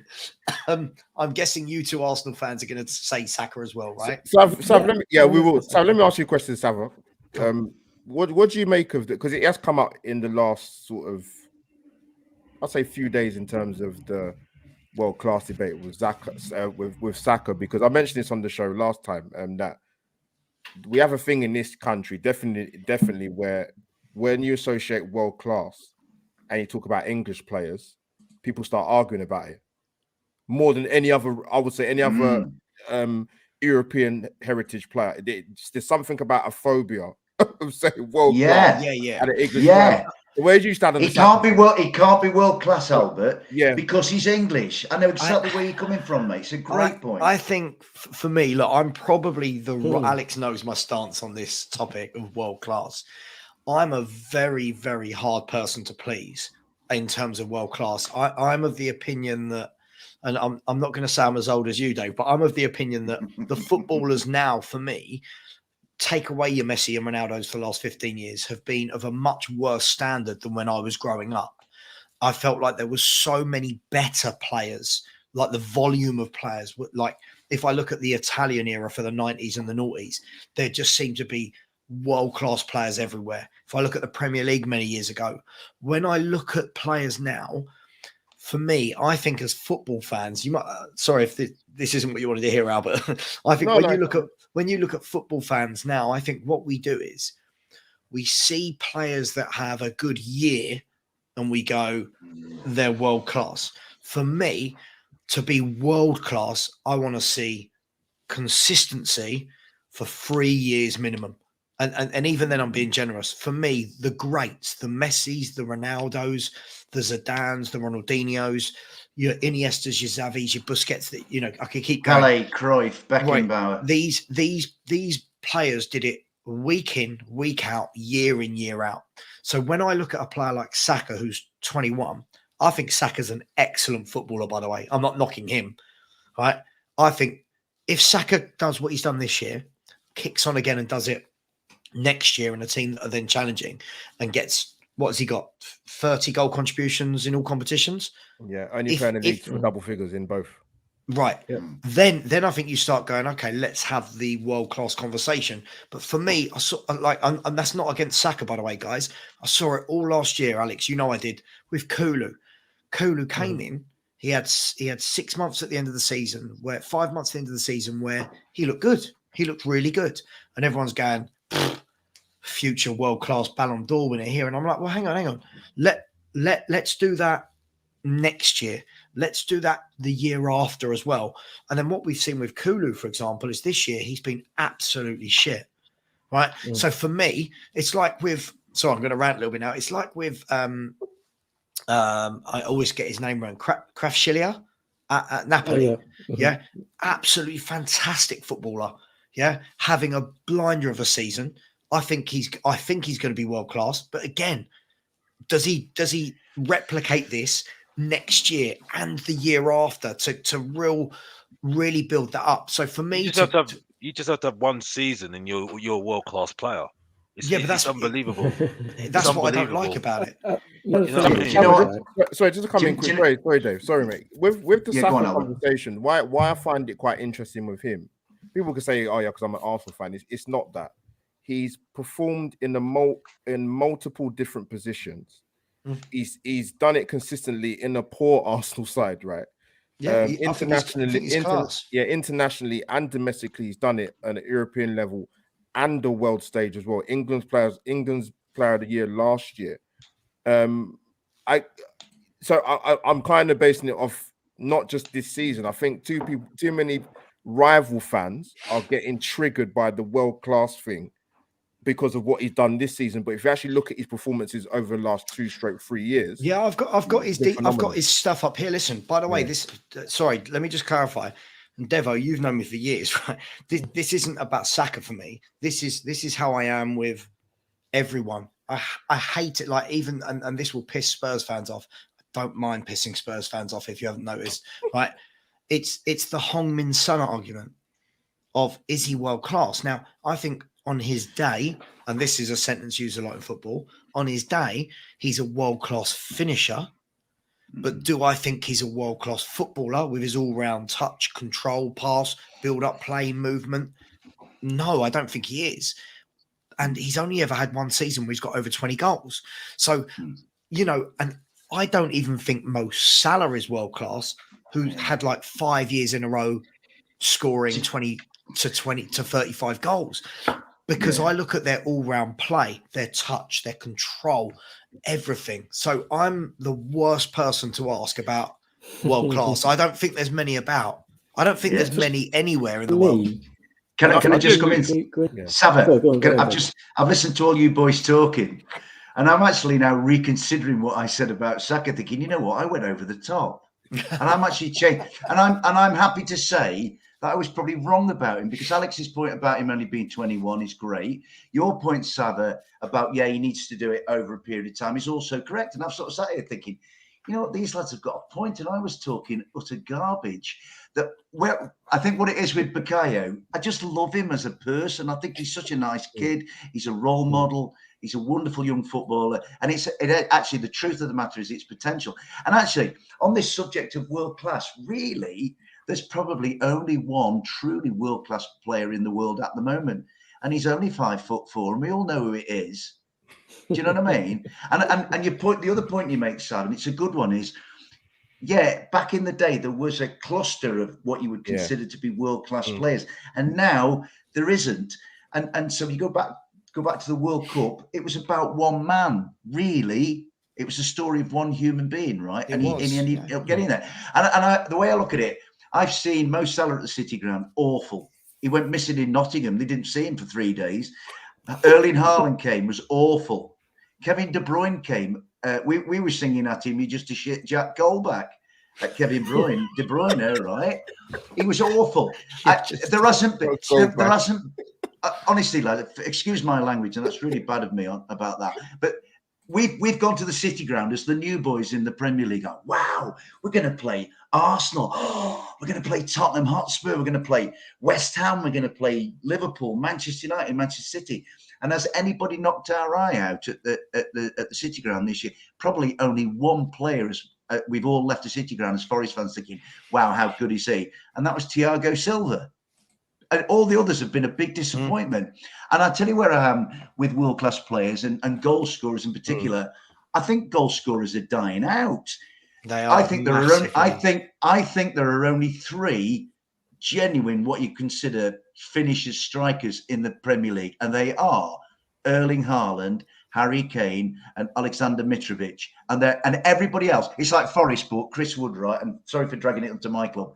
Forest bought Chris Wood as a centre forward, and it's like all the Forest fans going, you know what? We worried about playing with a false 9. We're actually better with a false 9. Get him off the field. He's like a wardrobe. Do you know what I mean? So the way I look at it is, the thing is, lads, I said something 10 minutes ago, and I've sat here listening to you boys as an older man, and you've all educated me, and I'm like going back to say, I'm going to qualify what I said previously and say Bukayo Saka has the potential to be world-class. And even though he doesn't play for Nottingham Forest, I really hope he gets there, because I think he's such... If I had kids, right, and I haven't, and I wish I had, and they said to me, Daddy, who should I be like in football at the moment? I said, watch Bukayo Saka. He conducts himself well. He plays well. He's just a joy to watch. I love the lad. He's a top player. I'm not doubting that. Let me ask you boys this: who is world class? And I don't mean somebody in the chat made a good point. They said, hang on, where is it?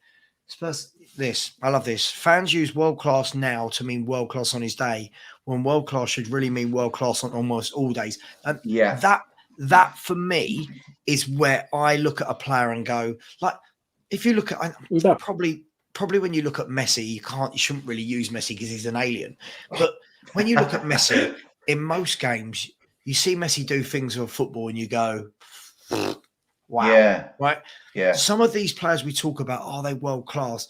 They have brilliant games where they'll get a brace and an assist, and other games where they can't even get on the ball. World-class players, more often than not, are involved. They are running the show, depending on their position. Yeah. Modric. Oh, Modric. Yeah. I'm not... How many world-class players in the Premier League? World-class. I think the world argument for me, I think it's like Erling Haaland could be, but what's he going to win with Norway? Nothing. You know, so you go back to the Harry Kane. You know what I mean?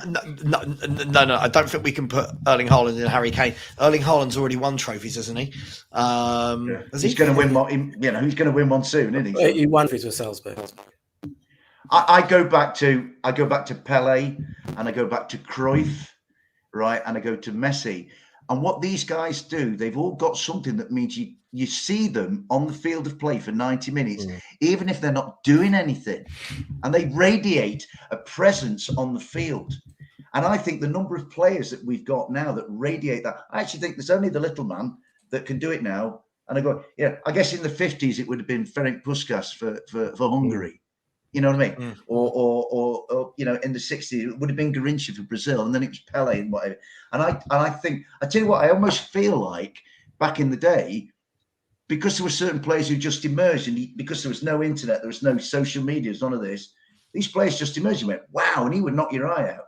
Now we almost know too much about everybody because it's a data-driven society. Yeah, I agree. I mean, Devo, I just want to ask you quickly. I mean, people are saying, okay, on my theory of Heung-min Son, that Haaland isn't a world-class player. As somebody who I know watches German football religiously like you do, and you have your own German football show, I feel like a lot of people clearly haven't seen Erling Haaland play before, because what I saw of him at Dortmund was a very different player to what we're seeing now, with a bit more link up. But I just don't feel he needs to do that at City as much. Would I be wrong in that assessment? Or what do you make of Haaland as an all-round footballer? No, I think you're 100%. I think the work he did at Dortmund was very different to what he's doing now. I think at City, we see glimpses of what he can do. We saw it against who was it? We got 5-5 a day against Burnley. He was just drop deep and he popped it against. It was Burnley where he popped it off and then he ran it behind and then you know that kind of doing that all over the place. That's why I was getting involved here. He was doing all over the place in Germany. We're coming deep and then making these really quick turns and bursts of space. But in the English game, you're not going to get that kind of space in behind often. So he's working a different kind of way with City, and he's having to do more kind of stuff to allow space for Devo. Can you score that volume of goals that he scores every year and not be world class? That volume of goals. See, for me, world class argument for a striker is different to any position. For a world-class striker, score goals, your job. Put the ball in the back of the net. Haaland does that at an alarming rate. For me, he's a world-class striker.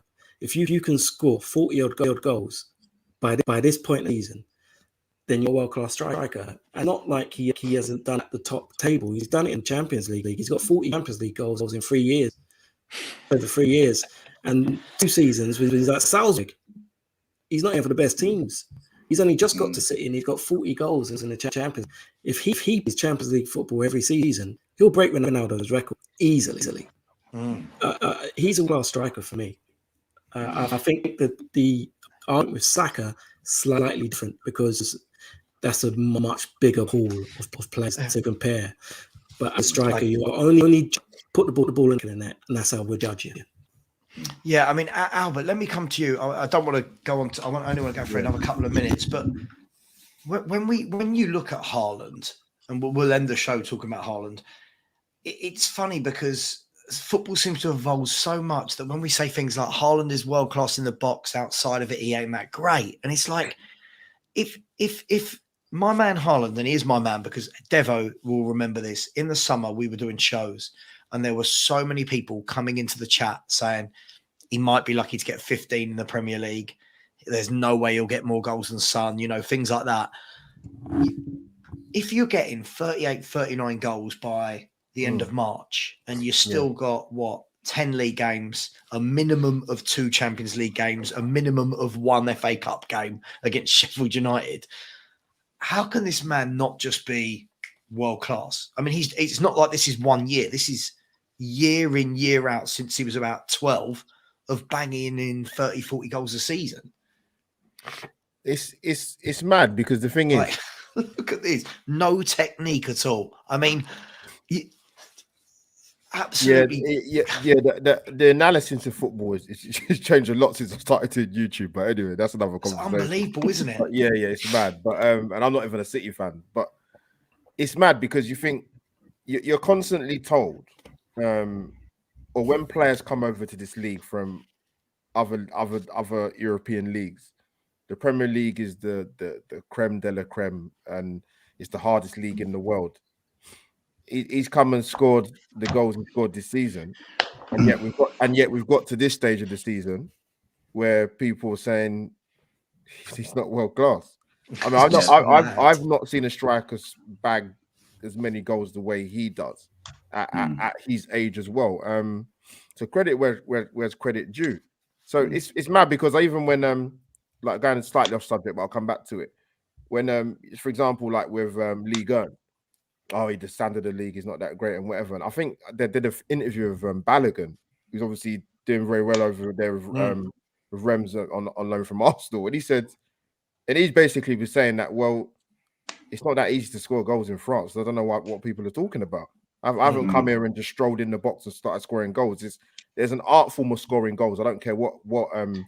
It's the hardest thing in football, Albert. Brian Clough said, if you've got a player who can score a goal, you've got a footballer. Yeah. And I tell you, and like, so wherever you think of Erling Haaland outside the box, Gary Lineker, right, did nothing outside the box, but inside it was dynamite.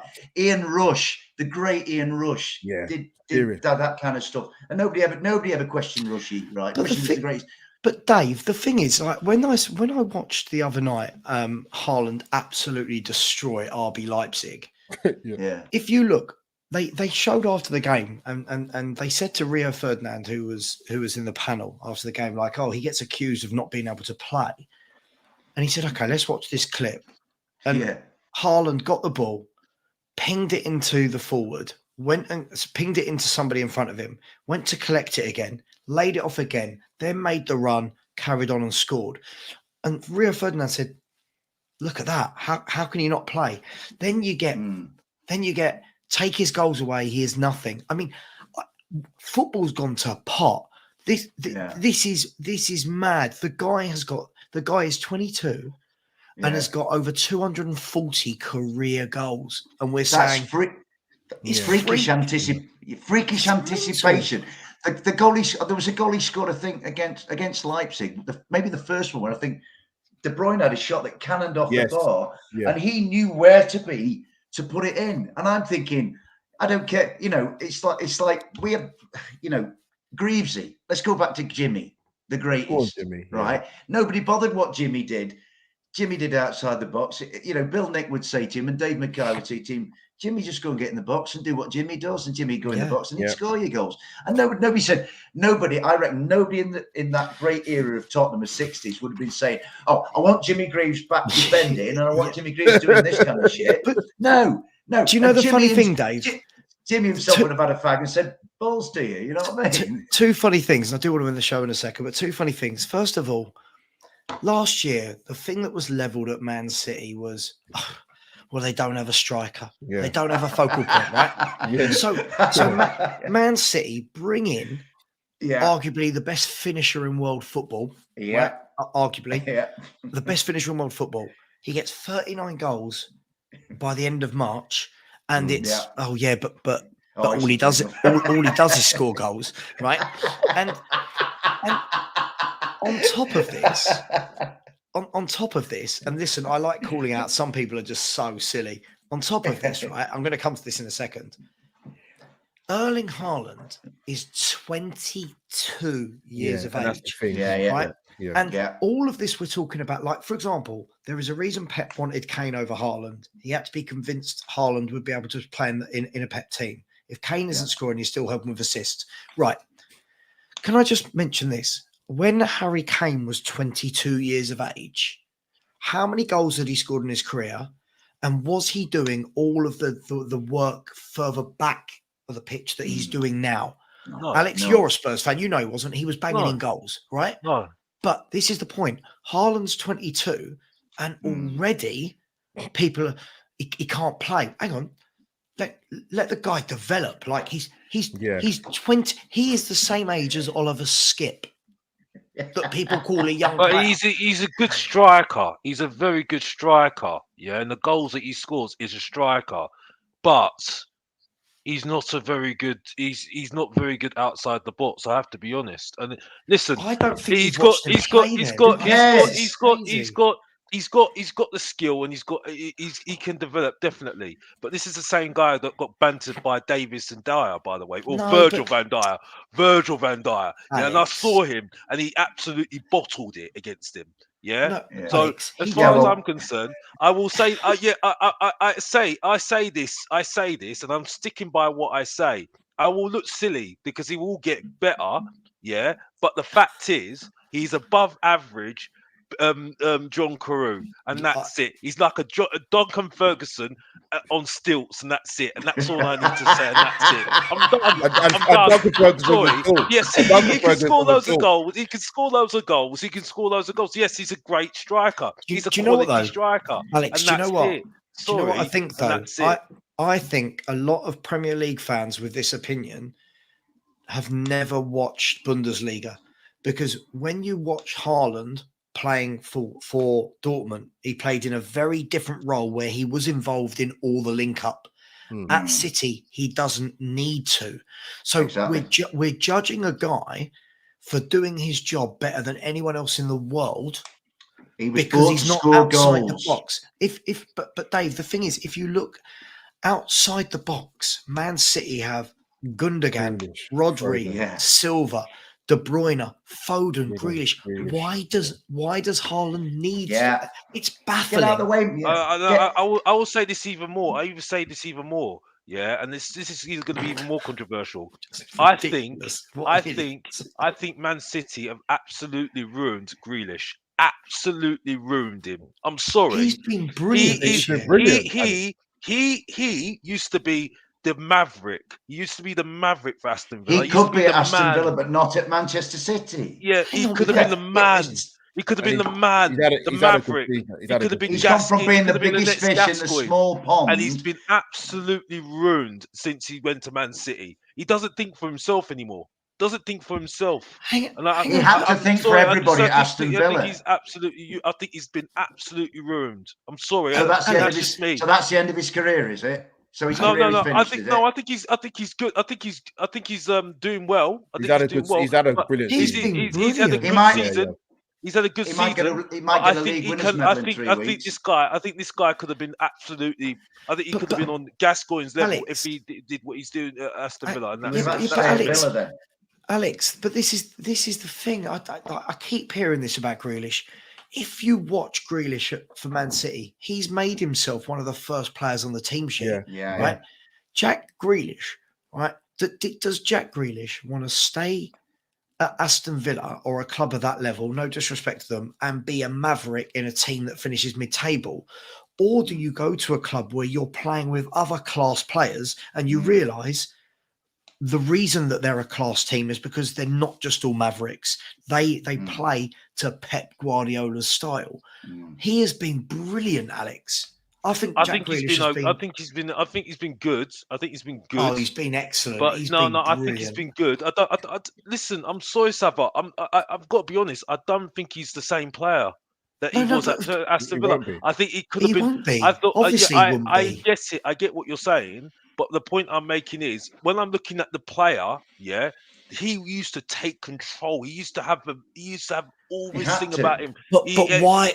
But why, Alex? Why? Why does he do it? Yeah. I understand it, and I get why he has to fit to Pep's system. I get it, but I think because he's got to think what he's doing for Pep, I think he's ruined his football brain a little bit, and I think he has to. I think it's not the unique sort of player. I think he's got better. I think he's got better. If you I think we're gonna have to see what we'll see how it goes the next couple of seasons. I think he's already got more medals than Harry Kane. We're not arguing about that though. We're talking about a good saying how he is as a player. Yeah, and for me, yes, he's made the right decision for his trophies, but why did he not get into the England side? You know what I mean? Because I think for me, a player like that. Like for instance, Maddison. Yeah, but that's Maddison, the guy you praised earlier, Alex. You praised Gareth Southgate, the player that doesn't play Foden, Grealish, or Maddison. You praised that manager. I think you make your own decision. I think you make Southgate make that decision. I think for me, because I think for me, Maddison's is great example. Maddison, he was the one that really impressed me when I saw him at the White Hart at the Tottenham Hotspur Stadium. He was the man that taken the game on. He'd taken that ball and he drove it and he made himself known. You know what I mean? That's the sort of player I'm talking about. You know what I mean? You know, I'm an old school guy, Sava. Yeah, I'm an old school guy, like the throwback, Alex, like the R&B, bruv. That's what I am, bruv. Yeah, like back in the 90s. Yeah, that's what I'm like. I like that sort of player, bruv. That's what I am, bruv. Yeah, but Alex, I feel here this is where there's no context. Context is such a big word in football. Yeah, it is. The reason that Maddison can be the maverick at Leicester is because no offense to them, they're a lower down club and everything goes through Maddison. So every time you watch, any time, and hear me out, guys, right? Any time one of the fullbacks get the ball at Leicester and Didi gets it in midfield, whoever, they go, where's James Maddison? Yeah. Let's get it to him, right? When Aston Villa had Jack Grealish, every single time they showed Jack Grealish had more touches of the ball every game than anyone else because they literally did nothing down the right and went, give it to Jack. Now you're at Man City. Right? Rodri's got the ball and he can go, who do I give it to? Well, to be fair, I can give it to any of them, right? Yeah. So Grealish now is part of a 4-man midfield or whatever you want to call that formation where he's not the only attacking threat. If Jack Grealish got the ball and did what he did at Aston Villa, which was skipping past a few players and just shooting every time, Pep Guardiola was going to go, You'd no, be out the sorry. team. You'd be out the team. Of course he'd be out the team. But that's the same thing that we're asking for you're saying about Harry Kane, right? If Harry Kane went to one of these teams, everything might not go through him like it does at Tottenham. He will go to a team. If he went to Man City, right? Here's the thing. I do need to go. Here's the thing, right? We're talking about what Haaland doesn't do outside the box. If Harry Kane went to Man City and played up front, if Haaland wasn't there, yeah, he wouldn't be dropping as deep because you'd still have Gundogan, Rodri, De Bruyne, Silva, Foden, Grealish, Mahrez. We're judging players that have made the big move to a big club and are no longer the big fish in a small pond. They're now part of a machine. They're a cog. So I get it. Is Grealish as exciting? No. But you watch, he starts every game he's fit for Man City. He draws fouls. He takes players away. He's got a good link up with Erling Haaland. For me, I think he's been brilliant. I do. I really think he's been brilliant this year. But he's got better after a slow start, Sav. I think like last year he was always going to be intermittent last year. The point is he went from being the talisman at Villa Park to being part of a team full of talismans or whatever the word is. You know what I mean? So but I think this season, what struck me about Jack was for a while he pushed Phil Foden out the side, right? And now he's going to play for a while because Phil's out with he's had his appendix taken out. Yeah. And for him to dislodge Foden, I thought, that to me is a big step for Jack. I give up with football fans. He's been a flop. I mean, look, look at his stats. I mean, I don't need stats to tell me that Jack Grealish has been brilliant. I don't need them. Ask Pep what he thinks. I had this argument with. You know what it is. You know what it is, yeah. I always say the same, man. I always say it. Like, you can talk about Opta stats, you can talk about XG, you can talk about this. Sometimes your own set of eyes don't lie to you. Thank you. Well, that's one thing. Well said, Albert. I agree with you there. If anybody talk to me about XG, I'll just switch off. I literally switch off. What does it even mean? It's like me saying, okay, so my expected sales is very good. No, it's about what you sell, mate. You know what I mean? Yeah. That's what I'm saying, but you know what I mean? Sorry, don't make any sense whatsoever. I absolutely agree with you, Albert. I've got to be honest. You know what I mean? Yeah, I think it's nonsense, XG. Oh, here's what you might have won. It's like bleeding bullseye. What are you on about? You know, look at what you could have won. Oh, go away. The thing for me, Albert, and listen, I really need to end the show. The thing for me, Albert, right? I need the toilet. Hang on, sorry. The thing with me is, Albert, what you said is spot on, right? If Jack Grealish had been a flop, and if Jack Grealish had not been playing well, Pep Guardiola does not suffer fools. And he's got so many options that he would have been out. Right? Last year, he did with Grealish what he does with all new attacking players. He gets them a couple of games here, sit on the bench for a bit. A couple of games, sit on the bench. Right? He's doing it with Alvarez. This year, Grealish is playing nearly every game. Now, I agree with this. He could be scoring more goals. Sure, of course. But at the end of the day, if Man City, I'm not saying they will, if Man City win 2 trophies this year or a treble, and Jack Grealish has played 40, 45, 50 games of the season, who's going to look at his stats and go, you've had a bad year? Fans of other clubs. Anyway, guys, listen, I must end it there. Guys, it's been brilliant. Albert, thank you so much for coming on. Right, man. Everybody get over and subscribe to Albert JTV. Mr. Box Office, as always, go and subscribe to Alex, aka Mr. Box Office, aka doesn't understand the difference between John Crew and Erling Haaland.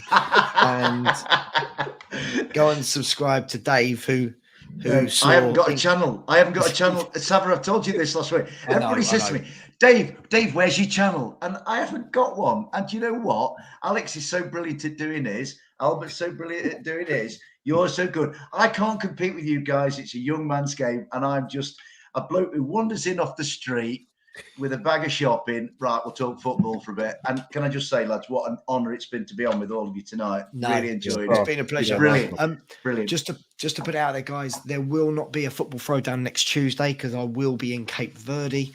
I'm going to Leeds. We will be back the week after. So listen, much love. I must end the show. Thanks, everyone. Take care. Please subscribe. See you later.